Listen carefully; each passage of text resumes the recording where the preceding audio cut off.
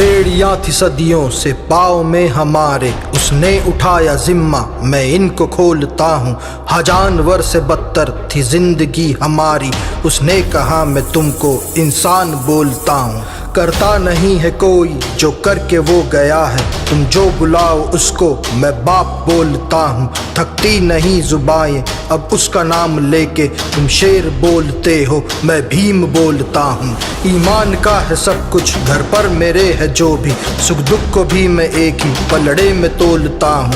आ जाती है कहीं से ताकत मेरे बदन में, मैं जब भी यूं गरज कर जय भीम बोलता हूँ। दहाड़ निकले मेरी और चीर दे गगन को, आकाश डोलता है और मैं भी डोलता हूँ। आ जाती है कहीं से ताकत मेरे बदन में, मैं जब भी यूं गरज कर जय भीम बोलता हूँ।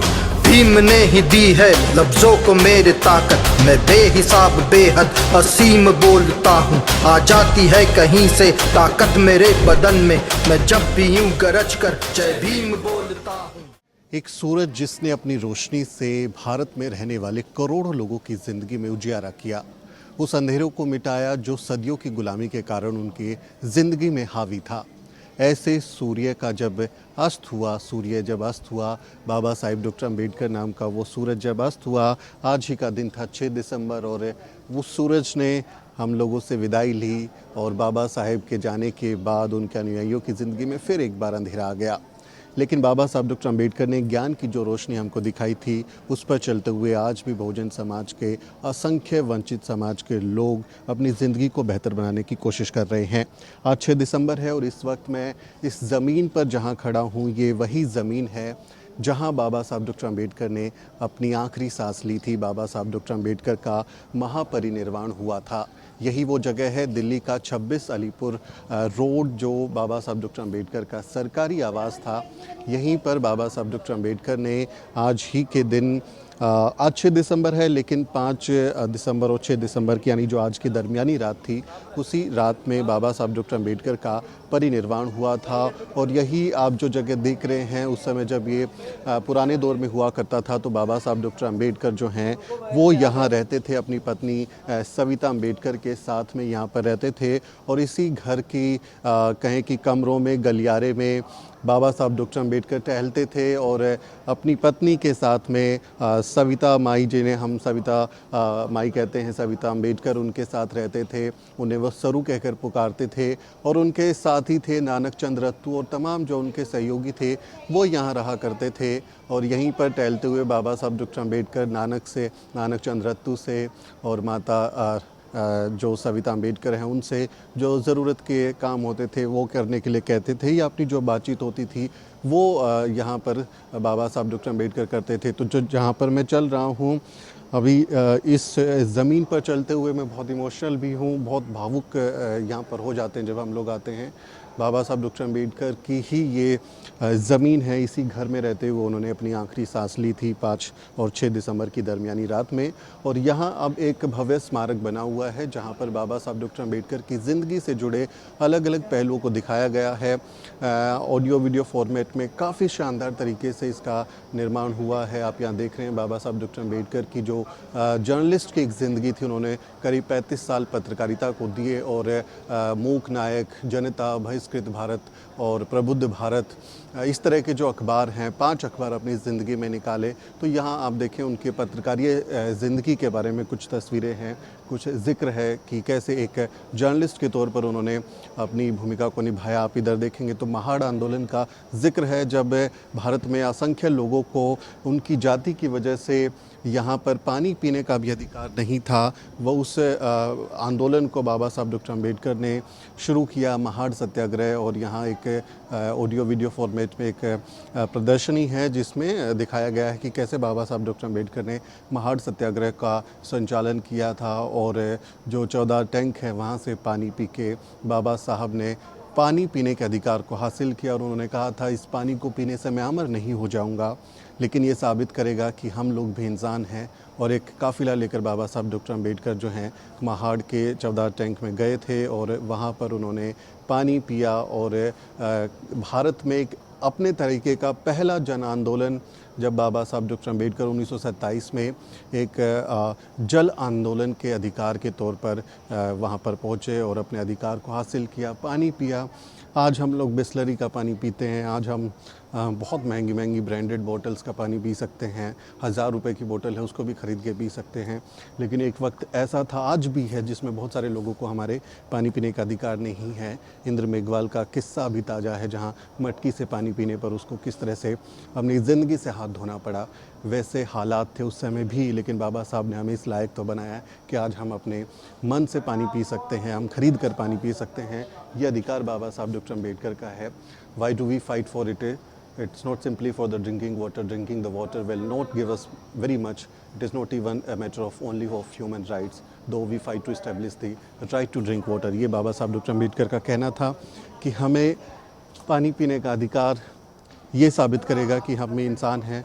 और उसी के तहत बाबा साहब डॉक्टर अम्बेडकर ने ये शुरुआत की थी महार सत्याग्रह में। आप ये तस्वीर जो पीछे देख रहे हैं, ये बाबा साहब डॉक्टर अम्बेडकर के सहयोगी हैं, जो उनकी दौरान जब बाबा साहब डॉक्टर अम्बेडकर अपने आंदोलन कर रहे थे, तो उस समय जो जो उनके सहयोगी थे, जो उनके आंदोलन में शामिल थे, उनके साथी थे, उन लोगों के नाम हैं Rao Bahadur, N Shivraj, BK Bhaurao, Krishna Rao Gaikwad, BR Rajaram, Ramji Bhole, Jogendranath Mandal. ये सभी जो साथी हैं बाबा साहब डॉक्टर अम्बेडकर के, ये वही लोग हैं जो उनकी ज़िंदगी में जब वो आंदोलन कर रहे थे तो उस समय उनके साथी थे, उनके सहयोगी थे। और जो तमाम आंदोलन हैं उनको लीड करते हुए बाबा साहब डॉक्टर अम्बेडकर के साथ में ये सभी लोग जो हैं उसका हिस्सा थे। तो बाबा साहब डॉक्टर अम्बेडकर की ज़िंदगी से जुड़े हुए कई किस्से, बहुत ही दिलचस्प जानकारियाँ यहाँ पर आपको देखने को मिलेगी। ये बाबा साहब डॉक्टर अम्बेडकर का जो चित्र है, ये कलाराम मंदिर का है। कलाराम मंदिर 2 मार्च 1930 को डॉक्टर अम्बेडकर ने अपने करीब 10,000 अनुयायियों के साथ में नासिक के कालाराम मंदिर के सामने अधिकार हासिल करने के लिए, मंदिर में प्रवेश का अधिकार हासिल करने के लिए एक बड़ा जन आंदोलन किया और मंदिर में उन्होंने एंट्री हासिल की, जिसके बाद में काफ़ी बवाल भी हुआ, हमारे लोगों पर हमले भी किए गए और मंदिर में प्रवेश का बाबा साहब डॉक्टर अम्बेडकर का ये आंदोलन था। लेकिन बाबा साहब डॉक्टर अम्बेडकर ने हमेशा इस बात को दोहराया कि हमारी लड़ाई जो है वो मंदिर मस्जिद की नहीं है, मंदिर में प्रवेश करने की नहीं है, बल्कि स्कूल कॉलेज में अधिकार हासिल करने की है, पढ़ाई लिखाई का, समानता का अधिकार हासिल करने के लिए। लेकिन उस समय जनता को मोबिलाइज़ करने के लिए बाबा साहब डॉक्टर अम्बेडकर ने एक मंदिर आंदोलन किया था। आज के जो मंदिर आंदोलन होते हैं वो इस देश को विघटित करने वाले होते हैं, लेकिन बाबा साहब ने जोड़ने का एक आंदोलन किया था। ये बाबा साहब डॉक्टर अम्बेडकर के अलग अलग चित्र हैं जो उन्होंने हड़ताल की हैं, जो प्रदर्शंस किए हैं अपने लोगों के अधिकारों के लिए, जिस तरह से उन्होंने मार्च किए हैं, उसकी प्रदर्शनी आप यहाँ पर देख सकते हैं। और एक दिलचस्प चीज़ और है, बहुत सारे लोग ये कहते हैं कि बाबा साहब डॉक्टर अम्बेडकर जो हैं वो दलित शब्द पर आपत्ति थी, उन्हें दलित शब्द वो इस्तेमाल नहीं करते थे और बहुत अलग अलग बात बोली जाती है कि उसका इस्तेमाल नहीं करना चाहिए। लेकिन यहाँ आप देखेंगे बाबा साहब डॉक्टर अम्बेडकर की, हमने पहले भी इस बात का जिक्र किया है कि वो यहाँ पर बाबा साहब डॉक्टर अम्बेडकर ने भी अपनी लेखनी में कई बार दलित शब्द का इस्तेमाल किया है। वो डिप्रेस्ड शब्द का इस्तेमाल करते थे अंग्रेज़ी में, लेकिन उन्होंने मराठी में दलित शब्द का भी इस्तेमाल किया है। आप देखें, दलित निराश्रित सहायक फंड, यानी बाबा साहब डॉक्टर अम्बेडकर ने दलित समाज के लिए उनको एक कंपनसेट करने के लिए, उनके कुछ आर्थिक मदद करने के लिए ये फंड बनाया था। और आप देखें बाबा साहब डॉक्टर अम्बेडकर के यहाँ पर नाम है आपला भीमराव रामजी अम्बेडकर, ये यहाँ पर लिखा हुआ है। और दलित निराश्रित सहायक फंड का आप देख सकते हैं यहाँ पर पोस्टर लगा हुआ है। ये बाबा साहब डॉक्टर अम्बेडकर के अलग अलग चित्र हैं। तो बाबा साहब डॉक्टर अम्बेडकर ने भी अपनी राइटिंग में दलित शब्द का इस्तेमाल किया है। मराठी शब्द है जिसका मतलब दबा कुचला होता है, तो बहुत सारे लोग इस बात पर आपत्ति करते हैं। देखिए, नाम चाहे जैसे हों, शब्द जैसे हों, लेकिन जो इस्तेमाल है उनका जिस संदर्भ में है वो हमें समझना चाहिए। और अगर एक भी व्यक्ति के साथ अगर जातीय उत्पीड़न होता है, उसको दबाया जाता है, उसके साथ शोषण होता है, तो हम फिर भले ही कितने ही संपन्न हो, कितनी ही अच्छी ज़िंदगी जी रहे हों, मैं तो तब तक अपने आप को दलित ही मानूंगा अगर मेरे समाज का एक भी व्यक्ति अपनी जाति की वजह से, अपने जन्म के कारण किसी भी तरह की पीड़ा का शिकार हो रहा है। ये देखें बाबा साहब की ज़िंदगी से जुड़े हुए कुछ और पहलू हैं यहाँ पर। बाबा साहब डॉक्टर अम्बेडकर की ज़िंदगी को ऑडियो वीडियो फॉर्मेट में यहाँ पर दिखाया गया है और अलग अलग उनकी पहलू को ज़िंदगी का, जैसे अभी देख रहे हैं आप, वो भाषण देते हैं, ये यहाँ पर तस्वीर है। और ये देखिए आप स्क्रीन पर अभी आप देखेंगे तो एक अर्थशास्त्री के तौर पर, एक शिक्षाविद के तौर पर उनकी उपलब्धि को दिखाया है। सिडनम कॉलेज में वो पढ़ाते थे, उसका जिक्र है। सिडनम कॉलेज में उन्होंने जो है प्रोफेसर की नौकरी की। जब वो पढ़ कर आए थे वहाँ पर आर्थिक तंगी थी, तो उसको कहें कि अपने घर चलाने के लिए उन्हें ये काम करना पड़ा। बाबा साहब डॉक्टर अम्बेडकर का ये अलग अलग देखिए ज़िंदगी से जुड़े हुए किस्से आपको यहाँ देखने को मिलेंगे। ये लंदन का है, जब यूनाइटेड किंगडम में बाबा साहब डॉक्टर अम्बेडकर 1920 में पहुँचे। पढ़ाई लिखाई करने के लिए भी उनको कभी पढ़ाई छूट गई, कभी फिर जाना पड़ा। लंदन स्कूल ऑफ इकोनॉमिक्स से उन्होंने पढ़ाई की और वो डॉक्टरेट की उपाधि हासिल की। ये ग्रेज इन है जहाँ से बाबा साहब डॉक्टर अम्बेडकर ने बैरिस्टर की पढ़ाई की, यानी कानून की पढ़ाई करके वो आए। तो एक जगह उनको एडमिशन मिला तो उन्होंने कई कोर्सेज़ वहाँ से कर लिए।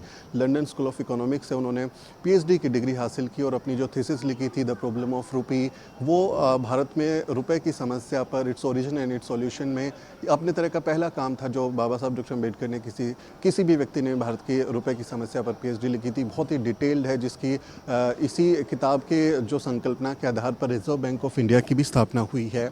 ये बाबा साहब का थीसिस था जिसके आधार पर रिजर्व बैंक ऑफ इंडिया भी बना। तो वो एक महान अर्थशास्त्री थे। ये देखिए मैं जिसका जिक्र कर रहा था, reserve bank of India, RBI central board of directors, Calcutta, January 14, 1935। तो ये इसी किताब के आधार पर ही उसकी संकल्पना है। बाबा साहब डॉक्टर अम्बेडकर एक महान अर्थशास्त्री भी थे और वो पहले इंडियन थे जिन्हें दो डॉक्टरेट की उपाधि हासिल हुई। कोलंबिया यूनिवर्सिटी से भी डॉक्टरेट उन्होंने किया और लंदन स्कूल ऑफ इकोनॉमिक्स से भी जो है अर्थशास्त्री के तौर पे उन्होंने डॉक्टरेट हासिल की। तो वैसे पहले भारतीय थे जिन्होंने दो डॉक्टरेट PhD जो हैं वो हासिल की।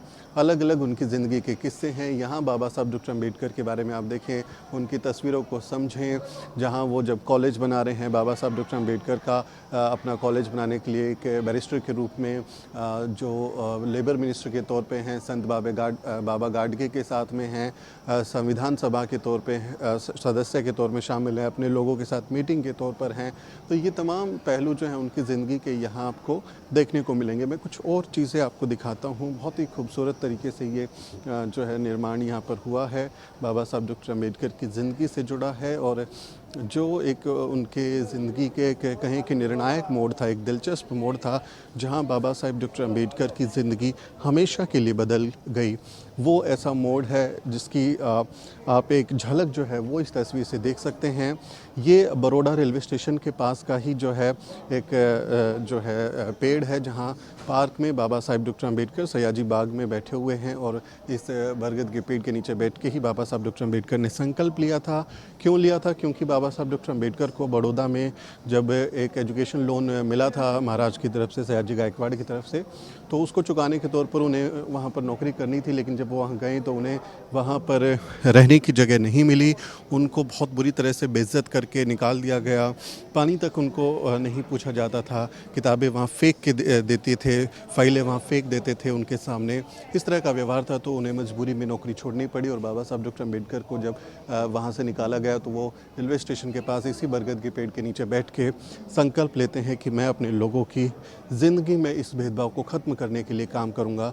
तो ये एक संकल्प भूमि इसको कहते हैं। 23 सितंबर 1917 का वो दिन है, संकल्प भूमि बाबा साहब डॉक्टर अम्बेडकर जहां अपने लोगों की ज़िंदगी को बदल देने का निर्णय लेते हैं। तो ये एक निर्णायक मोड़ जो है वो बाबा साहब डॉक्टर अम्बेडकर की ज़िंदगी का यहाँ पर प्रदर्शित है। और इसी से जुड़े हुए आप देखेंगे तो वो तस्वीरें भी आपको दिखाई देंगी। ये वो पारसी धर्मशाला है जहाँ बाबा साहब डॉक्टर अम्बेडकर ने अपना धर्म छुपा कर रहना पड़ा था, क्योंकि लोग उनको रहने नहीं दे रहे थे। बाबा साहब को ज़्यादा किराया देना पड़ा, धर्म छुपाना पड़ा। लेकिन जब लोगों को पता चला तो वो लाठी डंडे लेकर वहाँ पहुँच गए और इस धर्मशाला में बाबा साहब के साथ मारपीट की गई, उनको जान से मारने की धमकियाँ दी गई, उनकी लिंचिंग करने की कोशिश हुई। तो बाबा साहब को मजबूरी में छोड़ना पड़ा और फिर वो वहाँ पर आकर जो है संकल्प भूमि पे बैठते हैं। और यहाँ से भारत में कहें कि एक क्रांति की शुरुआत हम उसको देखते हैं संकल्प दिवस को, क्योंकि वहीं से बाबा साहब डॉक्टर अम्बेडकर ने ये तय किया कि अब वो अपनी पूरी ज़िंदगी अपने समाज के लोगों की भलाई के लिए जो है इस्तेमाल करेंगे। और बाबा साहब ने संकल्प भूमि से जो निर्णय लिया था उसकी परिणति आप भारत के संविधान के तौर पर देखते हैं।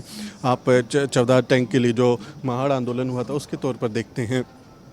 हर तरह के आंदोलन बाबा साहब डॉक्टर अम्बेडकर अपनी ज़िंदगी में करते हैं और भारत को एक समता मूलक समाज बनाने के लिए, भारत को रहने लायक समाज बनाने के लिए इस्तेमाल करते हैं। आप देखिए तमाम लोग यहाँ आए हैं जो बाबा साहब डॉक्टर अम्बेडकर की प्रतिमा के सामने उनके साथ जो है फ़ोटो खिंचा रहे हैं और वो जो है बाबा साहब डॉक्टर अम्बेडकर के ज़िंदगी को करीब से जानने की कोशिश कर रहे हैं, क्योंकि यहाँ पर प्रदर्शनी है तो अलग अलग इन्फॉर्मेशन है जिसमें बाबा साहब डॉक्टर अम्बेडकर की ज़िंदगी को आप समझ सकते हैं। यहाँ आप देखेंगे, यहाँ बाबा साहब डॉक्टर अम्बेडकर का जो चित्र है, ये जो फ़ोटो है, इसको बहुत बार जो लोग हैं वो ये समझ लेते हैं कि बाबा साहब डॉक्टर अम्बेडकर जो है बुद्धिस्ट मॉन्क जब बन जाते हैं, बौद्ध धर्म धारण कर लेते हैं, उसके बाद का ये है। लेकिन ये दरअसल 1935 के आसपास का ये फ़ोटो है, क्योंकि उस समय आप इस तस्वीर में आप देख पाएँ तो जैसे माता रमाई जो है उनका निधन हो जाता है। माता रमाई बाबा साहब की सबसे बड़ी एक ढाल थी जो उनकी हमेशा मदद करती थी, और बाबा साहब के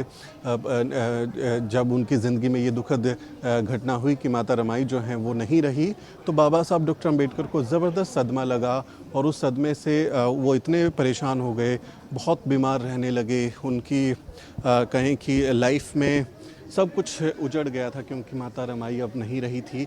और उस समय बाबा साहब ने अपनी तबीयत उनकी काफ़ी ख़राब हो गई थी, उनके सिर में काफ़ी प्रॉब्लम्स हुई थी, फुंसियाँ जगह जगह निकल गई थी चेहरे पे, सिर में, तो उसको इलाज कराने के लिए बाबा साहब डॉक्टर अम्बेडकर को जो है वो अस्पताल में भर्ती होना पड़ा था। और बाबा साहब डॉक्टर अम्बेडकर जब एक प्राकृतिक चिकित्सालय में थे, जहाँ प्राकृतिक तरीके से उनका इलाज हो रहा था, तो वहाँ बाबा साहब ने ये वेश धारा था, क्योंकि वो प्राकृतिक वातावरण में रहते थे, तो एक बुद्धिस्ट मॉन्क, एक साधु की तरह का जो वेश है, जिसमें देखिए आप लाठी लेके वो चल रहे हैं, क्योंकि उनकी तबीयत बहुत उस समय ख़राब हो गई थी। तो ये तस्वीर उस समय की है जब माता रमाई का निधन हो जाता है। ये बौद्ध धर्म धारण करने के बाद वाली तस्वीर नहीं है। बहुत लोग इसको समझते हैं कि वो उस समय की है, लेकिन बाबा साहब डॉक्टर अम्बेडकर की ज़िंदगी में एक बड़ा बदलाव उसके बाद है। वो बहुत बुरी तरह से टूट जाते हैं, लेकिन फिर भी अपने असंख्य बच्चों की भलाई के लिए वो लगातार काम करते हैं। आप इस प्रदर्शनी में देखें कि नॉलेज सीकर पर एक्सीलेंस बाबा साहब डॉक्टर अम्बेडकर की ज़िंदगी का एक ही जो नारा है, आप देखें उनको कि cultivation of mind should be the ultimate goal of human kind, वो इस बात को दोहराते हैं। और बाबा साहब डॉक्टर अम्बेडकर जो है पूरी ज़िंदगी शिक्षा पर जोर देते हैं कि शिक्षा शेरनी का वो दूध है जो पिएगा वो दहाड़ेगा। इस तरह का इस्तेमाल बाबा साहब शिक्षा की तरफ इशारा करते हुए कहते हैं।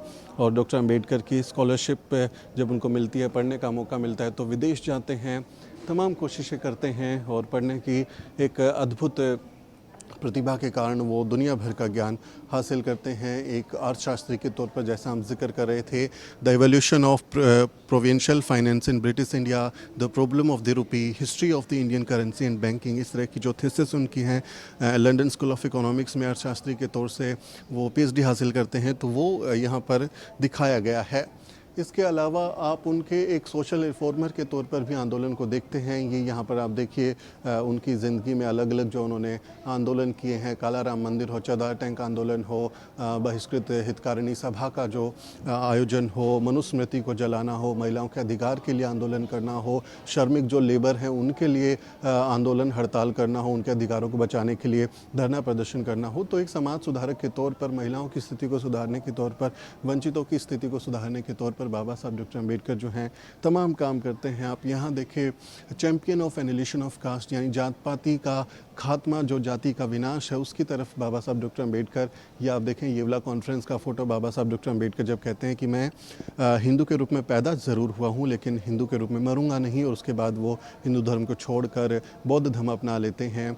और बाबा साहब डॉक्टर अम्बेडकर जो हैं वो ताउम्र जाति के खात्मे को लेकर आंदोलन करते रहते हैं। और यहाँ पर भी आप देखेंगे बाबा साहब डॉक्टर अम्बेडकर की जो कहें कि किताब एनिलिशन ऑफ कास्ट मराठी में, उसमें भी आप देखेंगे अखिल भारतीय दलित फेडरेशनचा निवडणूक जाहिरनामा, ये बाबा साहब डॉक्टर अम्बेडकर ने जो दलित फेडरेशन स्थापित किया, उसमें भी दलित शब्द का इस्तेमाल यहाँ पर हुआ है। तो जो कुछ लोग कहते हैं उनको समझना चाहिए कि बाबा साहब डॉक्टर अम्बेडकर जब इस तरह के शब्दों का इस्तेमाल कर रहे हैं तो अभी उनमें आपत्ति क्या है, वो भी एक सवाल है।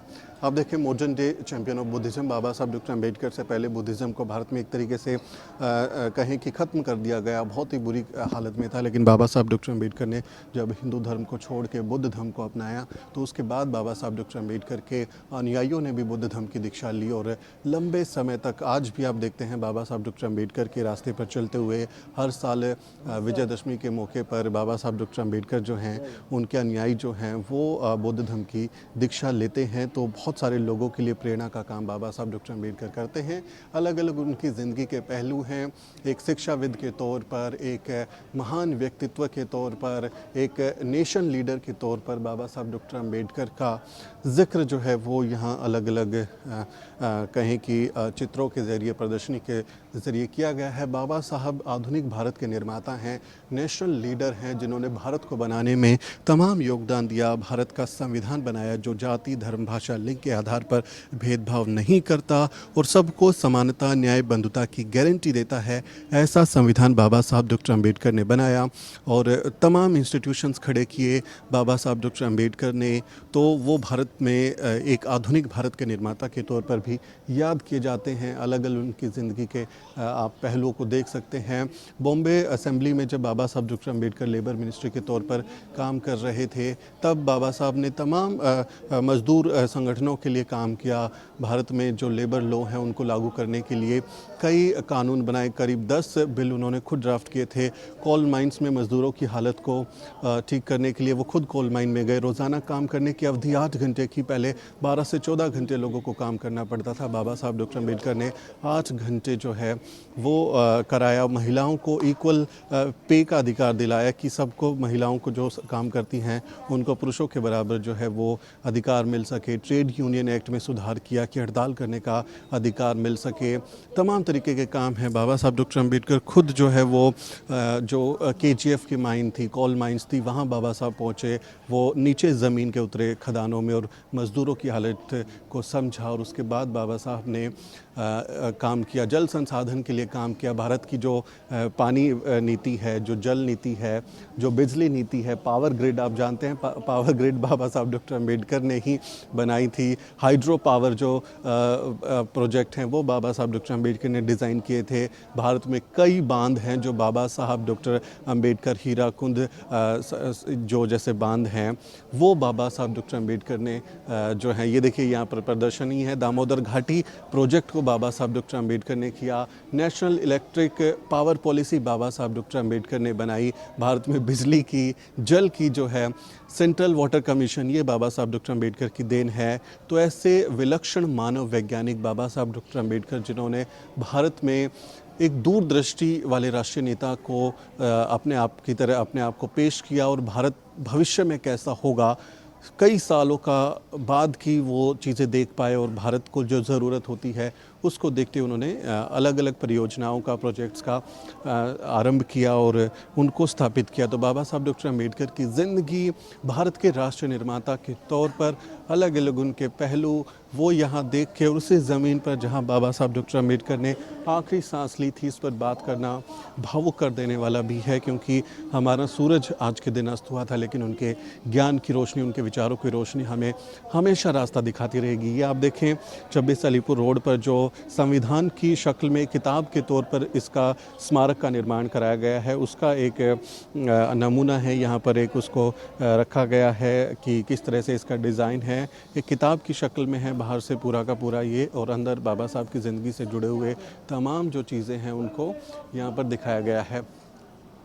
कुछ और मैं आपको बाबा साहब की ज़िंदगी से जुड़े हुए किस्से समझा देता हूँ, बता देता हूँ जो यहाँ पर ज़िक्र है। ये डॉक्टर अम्बेडकर का रेजिग्नेशन है, उसके अखबार की क्लिप है, और जो संसद भवन में जब संविधान बन रहा था उस दौरान की तस्वीरें हैं। महिलाओं के साथ जो दलित महिला सम्मेलन उन्होंने किए, उनके साथ, महिलाओं के साथ में उनके हैं, और इसी पर उन्होंने जब अपना रेजिग्नेशन दिया था तो वो जो है हिंदू कोड बिल को लेके था, जब भारत में हिंदू धर्म में कई सारी पत्नियाँ रखने का और तलाक देने का अधिकार सिर्फ पुरुषों के पास था, महिलाओं की ज़िंदगी बहुत नरकीय थी। उस समय बाबा साहब डॉक्टर अम्बेडकर ने महिलाओं की स्थिति को सुधारने के लिए वो बिल लेकर आए थे जब वो कानून मंत्री थे, लेकिन वो बिल पास नहीं हो पाया, जिसके बाद बाबा साहब डॉक्टर अम्बेडकर ने जो है अपना इस्तीफ़ा दे दिया। ये बाबा साहब डॉक्टर अम्बेडकर का बड़प्पन था कि उन्होंने महिलाओं की मुक्ति के लिए, वो कहते थे मैं किसी समाज की तरक्की को इस बात से आंकता हूँ कि वहाँ महिलाओं ने कितनी तरक्की की है, तो महिला अधिकारों के लिए उन्होंने अपने पद से भी इस्तीफ़ा दे दिया। बाबा साहब डॉक्टर अम्बेडकर की ज़िंदगी के तमाम पहलू यहाँ देखने को मिलेंगे। माता सविता अम्बेडकर उनके साथ में हैं, उनके मित्र जो हैं वो साथ में हैं। अलग अलग तस्वीरों के ज़रिए हम उनकी ज़िंदगी को करीब से देख पा रहे हैं। मैं आपको कुछ और यहाँ पर चीज़ें दिखाता हूँ जिनको देखकर आपको बाबा साहब की ज़िंदगी से जुड़ी कई रोचक बातें जानने को मिलेंगी। बाबा साहब डॉक्टर अम्बेडकर का जो जीवन है वो इस आधे घंटे 1 घंटे के वीडियो में समेटना बहुत मुश्किल है, क्योंकि असंख्य काम उन्होंने किए हैं और उनके अनुयायी इसीलिए उनके दरवाजे पर, उनकी चौखट पर उनको याद करने के लिए आ जाए हैं, क्योंकि आज का दिन सबको उनको कहें कि याद करने के लिए प्रेरित करता है, क्योंकि उन्होंने इतने सारे काम किए हैं। स्वतंत्र भारत के पहले कानून मंत्री थे, राजनेता, राष्ट्रकर्मी, कुशल एक बुद्धिजीवी व्यक्ति, प्रथम कानून मंत्री थे, ड्राफ्टिंग कमेटी के अध्यक्ष थे जिन्होंने भारत का संविधान बनाया। और वो उनका जो काम है वो आने वाली नस्लों का भविष्य तय करता रहा है। आप इधर आकर देखेंगे तो बाबा साहब डॉक्टर अम्बेडकर का एक ये स्टैचू है जो कि बोलता हुआ स्टैचू है। आधुनिक तकनीक का इस्तेमाल करते हुए इसको बनाया गया है, जो बाबा साहब के भाषण दोहरा रहा है। आप इसको भी सुने। Equality cannot be divorced from liberty, nor can liberty and equality be divorced from fraternity. Without equality, liberty would produce the supremacy of the few over the many. ये बाबा साहब डॉक्टर अम्बेडकर का स्टैचू है, जो बोलता हुआ स्टैचू है, और इसको देख के आपको लगेगा बाबा साहब डॉक्टर अम्बेडकर खुद ही जो हैं वो बोल रहे हैं। बहुत खूबसूरत बना हुआ है और बाबा साहब के अलग अलग भाषणों के अंश हैं इसमें, जो बाबा साहब ने बतौर संविधान कमेटी के अध्यक्ष के तौर पे या कानून मंत्री के तौर पे या अलग अलग मौके पर जो बातें कही हैं। न्याय, बंधुता, समानता, ये जाति के खात्मे को लेकर जो उनके वचन हैं, उनको यहाँ पर बाबा साहब की प्रतिमा के ज़रिए उसको बुलवाया जा रहा है। तो काफ़ी आकर्षक है देखने में भी। और ये आप यहाँ देखें, बाबा साहब डॉक्टर अम्बेडकर जो हैं वो संविधान बन गया है और संविधान के निर्माता के तौर पर वो हस्ताक्षर करवा रहे हैं भारत के संविधान पर।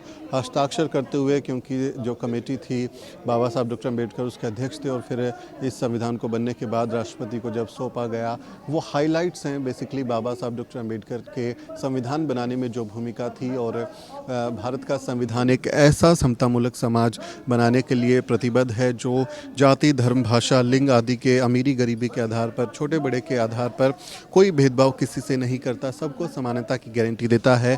और बाबा साहब डॉक्टर अम्बेडकर को संविधान बनाने में सबसे ज़्यादा मेहनत करनी पड़ी थी, क्योंकि जो 7 सदस्य थे ड्राफ्टिंग कमेटी के, उसमें ज़्यादातर लोग जो हैं वो अनुपस्थित थे। एक व्यक्ति की मौत हो गई थी जिसको भरा नहीं गया, कुछ लोग अमेरिका चले गए थे, बाहर चले गए थे, कुछ लोगों की तबीयत थी और ख़राब थी, तो इस वजह से वो लोग नहीं आ पाए। तो टी रामाकृष्णाचारी जो हैं बाबा साहब डॉक्टर अम्बेडकर के संविधान सभा में वो भी सदस्य थे। उनका भाषण है कि सबसे ज़्यादा बाबा साहब ने मेहनत की है और इसलिए बाबा साहब डॉक्टर अम्बेडकर को संविधान निर्माता कहा जाता है। अकेले ही उन्होंने जो है रोज़ाना एवरेज वो 10 बार खड़े होते थे और संविधान सभा में उठने वाले सवालों का जवाब देते थे। दुनिया भर के संविधानों को पढ़कर उनके अनुच्छेदों का सरलीकरण करते थे, उनको आसान भाषा में करते थे, उस पर उठने वाले सवालों का जवाब देते थे और भारत के लिहाज से उनका भारतीयकरण करते हुए कोशिश करते थे कि एक ऐसा संविधान बने जिसमें कोई समस्या ना हो। बाबा साहब डॉक्टर अम्बेडकर ने अपनी ज़िंदगी में तमाम काम किए जो बाबा साहब की ज़िंदगी के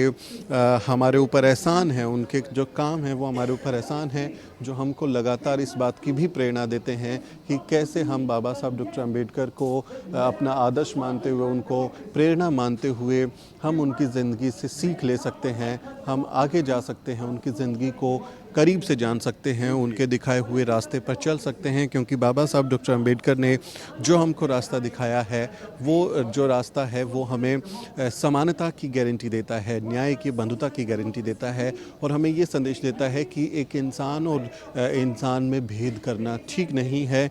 जाति और धर्म के आधार पर आप किसी से भेद नहीं कर सकते, सबको बराबरी का अधिकार है, समानता की गारंटी है और भारत का संविधान इसकी गारंटी देता है, जिसे बाबा साहब डॉक्टर अम्बेडकर ने रचा है। तो आज बाबा साहब डॉक्टर अम्बेडकर के ज़िंदगी को करीब से जानना, उन्हीं के घर में जहां बाबा साहब डॉक्टर अम्बेडकर ने आखिरी सांस ली थी, वो जो तस्वीरें हैं, वो जो छवियां हैं, वो हमें भावुक कर देने वाली हैं।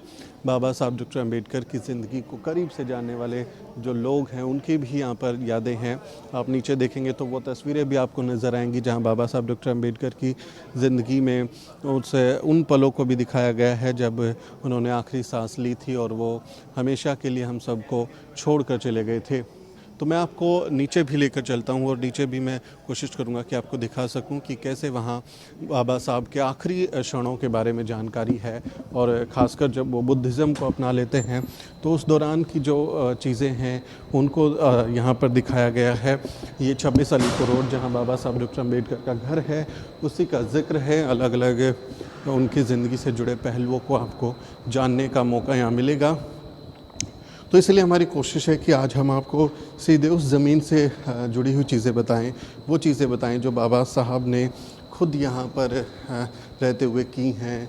उस घर में आपको ले चलें, बाबा साहब डॉक्टर अम्बेडकर के घर में आपको ले चलें, जिस घर में बाबा साहब डॉक्टर अम्बेडकर ने अपनी ज़िंदगी का एक बड़ा हिस्सा बिताया। और ये देखिए यहाँ तस्वीरें प्रथम मंत्रिमंडल यानी जो फर्स्ट कैबिनेट था नेहरू सरकार का, उसमें बाबा साहब डॉक्टर अम्बेडकर शामिल थे। ये कॉन्स्टिट्यूएंट असेंबली है। आप पीछे देखिए जो तमाम लोग हैं, करीब 300 सदस्य हैं जो भारत की संविधान सभा में थे, जिनके ऊपर संविधान को बनाने का दारोमदार था। और उन सब में सबसे अहम भूमिका पर यानी ड्राफ्टिंग कमेटी के चेयरमैन की भूमिका पर बाबा साहब डॉक्टर अम्बेडकर थे। वो बाबा साहब डॉक्टर अम्बेडकर जो हैं, आपको मैं तस्वीर में यहाँ पे दिखाऊँ, ये देखिए ये बाबा साहब डॉक्टर अम्बेडकर यहाँ आपको नज़र आएंगे। इन पूरी जो तस्वीर है इसमें जो संविधान सभा है, कॉन्स्टिट्यूएंट असेंबली है, वहाँ आपको बाबा साहब जो हैं वो नज़र आएंगे। ये जो है संविधान लिखने के लिए डॉक्टर अम्बेडकर ही क्यों, इसके बारे में सरकार ने सुझाव लिखा है कि वो he was a highly educated person. आप देखें, ये देखिए he was a highly educated person, an economist, extra ordinary wise jurist, visionary politician, fearless crusader of social justice and an advocate of democracy. His experiences, skills, resourcefulness and understanding on legal and governance related issues was unmatched. He had a respect for all religions. Baba Saheb doctor Ambedkar की ज़िंदगी के बारे में लिखा है कि वो इतने काबिल थे, इतने कुशल राजनेता थे, संविधान विशेषज्ञ थे, कानून के जानकार थे कि उनका कोई मैच ही नहीं था, उनके मुकाबले में कोई था ही नहीं जिसको ये दिया जा सकता था संविधान बनाने का। या आप देखें संविधान की जो ड्राफ्टिंग कमेटी है उसके सदस्य ये जो हैं 7 सदस्य हैं और इसमें से ज़्यादातर लोग उपस्थित नहीं रहे थे संविधान बनाने में। और टी कृष्णामाचारी जो हैं वो खुद संविधान सभा में इस बात का गवाही देते हैं जब संविधान बन जाता है कि बाबा साहब डॉक्टर अम्बेडकर ने कितना काम किया है, अकेले ही संविधान का बनाने का काम किया है। ये संविधान सभा के जो हैं वो अलग अलग सदस्य हैं, उनके बारे में जानकारी यहाँ पर दी गई है। तो ये बाबा साहब के भारत के संविधान को रचना में उनके अलग अलग कंट्रीब्यूशन को दिखाने की कोशिश है। बैठकों की तस्वीरें हैं जो बाबा साहब की ज़िंदगी को उकेरती हैं। यहाँ बाबा साहब डॉक्टर अम्बेडकर का जो संविधान है, भारत का संविधान, उसको आप देखेंगे तो यहाँ पर ये उसकी यहाँ पर प्रतियाँ रखी हुई हैं और डिजिटल फॉर्म में भी है जिससे आप संविधान को समझ सकते हैं। ऑडियो वीडियो फॉर्मेट में आप सुन सकते हैं। जो हियरिंग और जिनको विजनरी डिसेबिलिटीज़ होती हैं वो लोग भी ऑडियो वीडियो फॉर्मेट से या किसी तरह से वो इसको समझ सकते हैं। कोशिश यहाँ पर इस तरह की गई है। और भारत के संविधान को अगर आप देखेंगे तो आपको मैं बहुत इंटरेस्टिंग एक चीज़ बताता हूँ कि आप संविधान देख रहे हैं, ये मूल संविधान का ही कहें कि पहला जो कवर है वो कवर पेज है ये। और इस पे आप ये जो ट्रायंगल देख रहे होंगे, आप इस ट्रायंगल को अगर आप देखें तो ये जो ट्रायंगल है ये उल्टा ट्रायंगल है, यानी ऊपर की तरफ से इस तरह से बाबा साहब ने जो संविधान बनाया उसमें इस ट्रायंगल को नीचे की तरफ दिखाया गया है। अगर आप मोहित इसको इस तरह से दिखा पाएँ तो आपको नज़र आएगा कि ये जो है ट्रायंगल जो है ये इस तरह से नज़र आता है। और जब आप इसको सीधा कर देंगे तो जो नीचे वाला हिस्सा है वो ऊपर चला जाएगा। और भारत में आप देखेंगे कि जाति व्यवस्था जो है उसका जो पिरामिड है जाति का, वो जाति का पिरामिड ये है कि सबसे ऊपर यहाँ पर ब्राह्मण हैं, उसके नीचे फिर क्षत्रिय हैं, फिर वैश्य हैं और शूद्र सबसे नीचे यानी बिल्कुल नीचे आ गए हैं। वो जाति व्यवस्था चतुर्वर्णीय व्यवस्था है। और दलित जो अनटचेबल्स थे वो तो बिल्कुल इस पिरामिड से बाहर थे, वर्ग बहिष्कृत लोग थे। बाबा साहब डॉक्टर अम्बेडकर ने कास्ट के उस पिरामिड को, उस असमानता के पिरामिड को पलट के रख दिया और उसके टॉप को नीचे ले आए, एकदम नीचे ले आए और कॉन्स्टिट्यूशन ऑफ इंडिया ऊपर लिखा और इस पिरामिड को पलट के रख दिया। ये भी एक प्रतीकात्मक तौर पे बाबा साहब ने सिंबल के तौर पे इस्तेमाल किया हुआ है कि जो जातिवाद और असमानता का पिरामिड पिरामिड है उसको बाबा साहब डॉक्टर अम्बेडकर ने पलट के रख दिया। कैसे? सिर्फ भारत के संविधान से सारी कुरीतियाँ, सारी प्रथाएं, सारे जो कहें कि ग्रंथों पर आधारित जो तमाम भेदभाव करने वाले कानून थे उन सबको पलट के रख दिया। बाबा साहब डॉक्टर अम्बेडकर ने अपनी कलम से संविधान बनाया। Making of the constitution of India, उसके अलग अलग पहलुओं को समझने के लिए यहाँ पर ऑडियो वीडियो फॉर्मेट तौर पे दिखाया गया है। ये बाबा साहब डॉक्टर अम्बेडकर की ज़िंदगी से जुड़े हुए हैं। यहाँ पर मैं आपको ले चलूँ तो यहाँ पर भी बाबा साहब डॉक्टर अम्बेडकर के जो हैं वो ऑडियो वीडियो फॉर्मेट में चीज़ें हैं। भारत रत्न बाबा साहब डॉक्टर अम्बेडकर, रामजी अम्बेडकर, ये एक उनके ज़िंदगी से आप जुड़ी हुई चीज़ों को हिंदी और अंग्रेज़ी में समझ सकते हैं। अलग अलग पहलुओं को आप जो है उनको देख सकते हैं। आप ये देखें, उनके जो भी हम भी चीज़ें पढ़ रहे थे, देख रहे थे, उसकी चीज़ें हैं। बाबा साहब डॉक्टर अम्बेडकर के बारे में जब आप उनको जानना हो उसके बारे में है। यहाँ पर देखिए, corridors of power, the parliament of India, constitution, the world India as well as other nations, relevance of the constitution, preamble of India. या आप इसको टच कर सकते हैं और टच करने के बाद में जो है वो आपको ये चीज़ें समझ में आएंगी। Preamble of India is a brief introductory statement that sets out the guiding purpose and principle of the countries most important document, the constitution of India. तो इस तरह से ये हर उनकी ज़िंदगी से जुड़ी हुई चीज़ें हैं जिसको आप यहाँ पर देख सकते हैं। ऑडियो वीडियो फॉर्मेट में काफ़ी खूबसूरती से दिखाया गया है।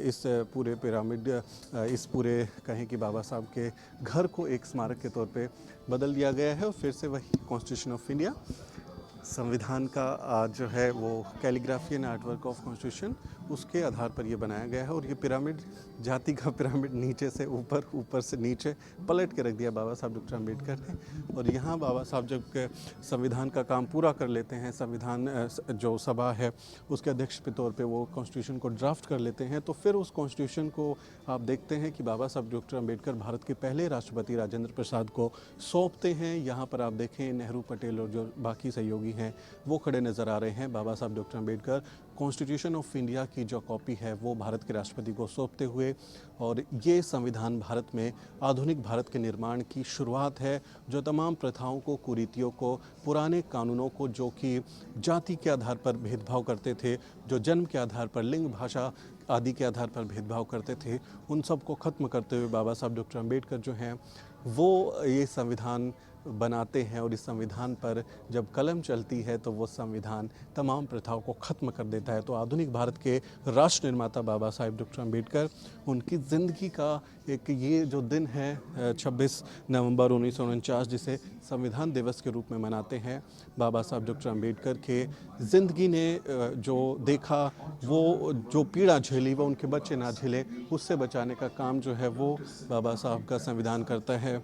ये असंख्य लोग जो बाबा साहब डॉक्टर अम्बेडकर को देखने आते हैं, समझने आते हैं, बुद्ध का अनुसरण जब वो करते हैं, उनकी ज़िंदगी में देखिए, आप जब यात्रा शुरू करते हैं तो अलग अलग पहलुओं से होते हुए फिर आप उनके बुद्धिज़्म की तरफ जाते हुए देखते हैं। ये दीक्षा भूमि की तस्वीरें हैं जहाँ बाबा साहब डॉक्टर अम्बेडकर जो है वो लाखों अनुयायियों के साथ में बौद्ध धर्म की दीक्षा लेते हैं। और बाबा साहब कहते हैं, 1935 में उन्होंने कहा था, मैं हिंदू के रूप में पैदा ज़रूर हुआ हूँ लेकिन हिंदू के रूप में मरूंगा नहीं। और फिर वो 14 अक्टूबर 1956 को बाबा साहब डॉक्टर अम्बेडकर जो हैं वो बौद्ध धर्म को अपना लेते हैं और उस धर्म की तरफ उनका जो है वो कार्यक्रम बढ़ता है। बाबा साहब बुद्ध की तरफ जाते हैं और कहते हैं, मैं ऐसे धर्म को मानता हूँ जो न्याय, बंधुता और समानता की बात करता है।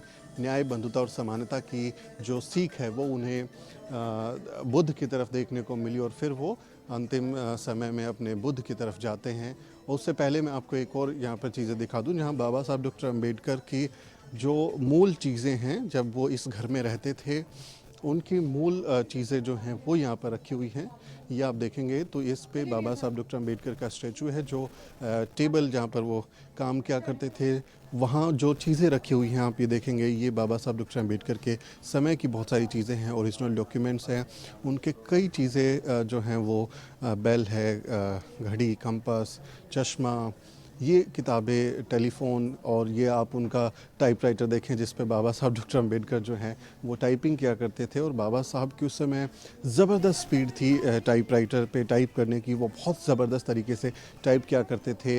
ये उनका सामान जो है उस समय का है, बाबा साहब के समय का, जब वो यहाँ इस घर में रहा करते थे। और ये उनका एक बहुत ही प्यारा जो डॉगी था वो भी आप देखें, कई आपको फ़ोटो में बाबा साहब के कुत्ता भी नज़र आएगा।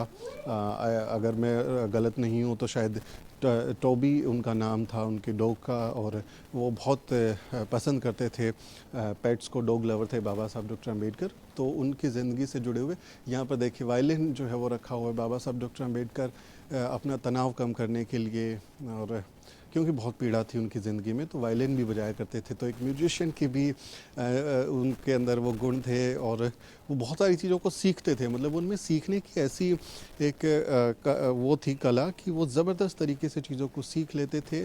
और बाबा साहब जो हैं कुछ भी जब उनको काम होता था तो वो पहले सीखते थे, उसको समझते थे और कोशिश करते थे कि बाबा साहब खुद उस चीज़ में पारंगत हो जाए। एक बार का वाक़या मुझे याद आ गया जिसमें एक कलाकार बाबा साहब की मूर्ति बनाने के लिए उनसे आग्रह करते हैं कि मैं आपकी मूर्ति बनाना चाहता हूँ। और बाबा साहब डॉक्टर अंबेडकर उन्हें कहते हैं कि नहीं, कोई ज़रूरत नहीं है। लेकिन वो काफ़ी उनके पीछे पड़ जाते हैं। जहाँ जाते हैं बाबा साहब वहाँ पहुँच जाते हैं और कहते हैं नहीं, मुझे आपकी मूर्ति बनानी है। तो बाबा साहब ने कहा कि मैं एक शर्त पर आपको अपनी मूर्ति बनाने की परमिशन दूंगा, आपको मुझे सिखाना पड़ेगा कि मूर्ति बनाते कैसे हैं। बाबा साहब डॉक्टर अंबेडकर हर काम को सीख लेना चाहते थे। ज़बरदस्त ललक थी सीखने की, बहुत ज़्यादा उनके अंदर उस चीज़ को लेकर ये था कि हमारे लोगों को पढ़ने लिखने नहीं दिया गया, उनके साथ तमाम तरीके के भेदभाव हुए, लेकिन मैं कम से कम पढ़ूँ, लिखूँ, समझाऊँ, सीखूँ। और वो बाबा साहब डॉक्टर अंबेडकर जो हैं ताउम्र रखा। उन्होंने अपने अंतिम क्षणों में भी बुद्धा एंड इस धम्मा किताब पर काम किया। 5-6 दिसंबर की दरमियानी रात बुद्धा एंड इस धम्मा किताब को पढ़ते हुए छाती पर रखकर बाबा साहब हमेशा के लिए सो गए। ये तस्वीर जिसमें मैं जिक्र कर रहा था कुत्ते का, ये कुत्ता आपको नज़र आएगा। हाँ, टोबी, देखिए यहाँ पर ठीक लिखा है, अंबेडकर पेट डॉग टोबी, यानी मेरा अंदाज़ा ठीक था। टोबी उनके कुत्ते का नाम था। वो कुत्ते के काफ़ी पेट लवर थे, उनको बहुत पसंद करते थे और बहुत प्यार से वो रखते थे। उस कुत्ते का भी वहाँ पर एक कहें कि एक उनका बनाया गया है कि उनके उस प्रेम को भी समझा जा सके कि वो जानवरों के प्रति भी उनमें ज़बरदस्त एक कहें कि प्रेम था, इंसानों के प्रति ज़बरदस्त प्रेम था। और दुनिया भर के महान लोगों को आप जब देखते हैं बाबा साहब डॉक्टर अंबेडकर के बारे में वो क्या कहते हैं, आप उनको पढ़ें। देखिए ये जो है नेल्सन मंडेला हैं, जो साउथ अफ्रीका में ज़बरदस्त उन्होंने काम किया, मानवाधिकारों के चैम्पियन रहे, बाद में राष्ट्रपति भी बने। वो लिखते हैं doctor Ambedkar contribution to social justice and to the upliftment of the oppressed is worth of emulation. Baba Saheb के काम को सराहते हैं। क्रिस्टोफ जेफरले हैं जिन्होंने बाबा साहब पर किताब लिखी है, रेनोल्ड स्कॉलर हैं, वो लिखते हैं for Ambedkar western writers opted for a race as the root cause of the problem of the caste because they were themselves impregnated by colour prejudice. तो बाबा साहब डॉक्टर अंबेडकर की ज़िंदगी से जुड़े हुए यहाँ आप नोबल लॉरिएट अमृता सेन को देखेंगे, आप कैसिमो जैन ऑफ सोआस को देखेंगे यूनिवर्सिटी ऑफ लंदन में। तमाम लोग हैं जो बाबा साहब डॉक्टर अंबेडकर की ज़िंदगी से प्रभावित होते हैं और उनके बारे में लिखते हैं। वो बातें यहाँ पर आपको देखने को मिलेगी। जवाहरलाल नेहरू भारत के पहले प्रधानमंत्री, हिज यानी doctor B R Ambedkar name shall be written in golden letters in the history, he's a legend. Baba Saheb doctor Ambedkar के बारे में नेहरू कहते हैं कि उनका जो नाम है वो स्वर्ण अक्षरों में लिखा जाए। गांधी कहते हैं doctor Ambedkar is such an intelligent and clever lawyer that he puts to shame many other, the magnitude of his sacrifice is great. Mahatma Gandhi Baba Saheb के बारे में लिखते हैं। लेकिन यहाँ नेहरू और गांधी के चित्र के पास मुझे एक किस्सा और याद आता है कि जब बाबा साहब डॉक्टर अंबेडकर की परिनिर्वाण यहाँ होता है इस घर में 5-6 दिसंबर की दरमियानी रात को, तो ये चर्चा हुई कि क्या दिल्ली में बाबा साहब डॉक्टर अंबेडकर की समाधि को बनाया जाए, क्या दिल्ली में ही उनकी समाधि को बनाया जाए। लेकिन कहते हैं उस समय नेहरू और उनके बहुत सारे सहयोगी कांग्रेस के लोग इस बात से सहमत नहीं थे, क्योंकि दिल्ली में महात्मा गांधी की भी राजघाट पर समाधि थी। और ये भी बहुत बार कहा जाता है कि उन लोगों को लगा कि अगर दिल्ली में अंबेडकर जैसे महानायक की समाधि होगी तो हर साल यहाँ ज़बरदस्त हुजूम उमड़ेगा। और यहीं पर संसद है, सत्ता का केंद्र है, भारत की राजधानी है। हैं तो वो फिर एक अलग तरह का संदेश होगा। तो इसलिए बाबा साहब डॉक्टर अम्बेडकर को मुंबई शिफ्ट किया गया और फिर चैत्य भूमि पर वहाँ बाबा साहब डॉक्टर अम्बेडकर की समाधि बनाई गई, क्योंकि लोग नहीं चाहते थे कि दिल्ली राजधानी में सत्ता के केंद्र के पास बाबा साहब डॉक्टर अम्बेडकर की समाधि हो। ऐसे आरोप भी लोगों पर लगते रहे हैं। महात्मा गांधी की समाधि थी तो लोग नहीं चाहते थे कि यहाँ राष्ट्रपिता के तौर पर जो महात्मा गांधी को स्थापित किया गया है उसके पैरेलल में बाबा साहब जैसे महानायक की समाधि हो। तो नेहरू और उनकी सरकार पर ये आरोप भी लगते रहे हैं कि उन्होंने बाबा साहब की समाधि को शिफ्ट कर दिया और फिर वो जो है मुंबई की चैत्य भूमि पर उसको स्थापित किया गया। और यहाँ आप देखते हैं ये बाबा साहब डॉक्टर अम्बेडकर की जिंदगी का एक अहम पल यहाँ